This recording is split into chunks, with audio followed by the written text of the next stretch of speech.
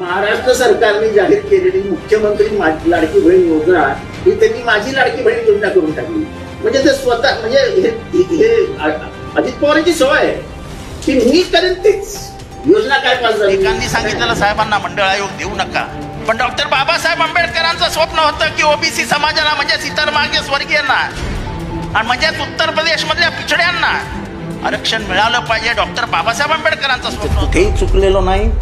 मला बिलकुल माफी मागायची नाही, मी मागणार पण नाही. मी माझ्या आयुष्यात जे बोलतो ते ज्या मला इथे पटतं तेव्हाच बोलतो आणि मरणाला तुम्ही घाबरतच नाही. क्रिकेटमध्ये उतरला की माझा पोरगा सचिन तेंडुलकरच झाला पाहिजे अशी जी आई वडिलांची सक्ती असते त्या सक्तीपासून आई वडिलांनी लांब गेलं पाहिजे. माझ्या पोराला तकलीफ हो रही थी क्योंकि डंपिंग ग्राउंड ही बंद कर दिया था. कल रात से वो शुरू हो गया तो आज कचरा उठाया जाना है. ये गलती और किसी की नहीं है, ये गलती सिर्फ और सिर्फ महानगर पालिका की.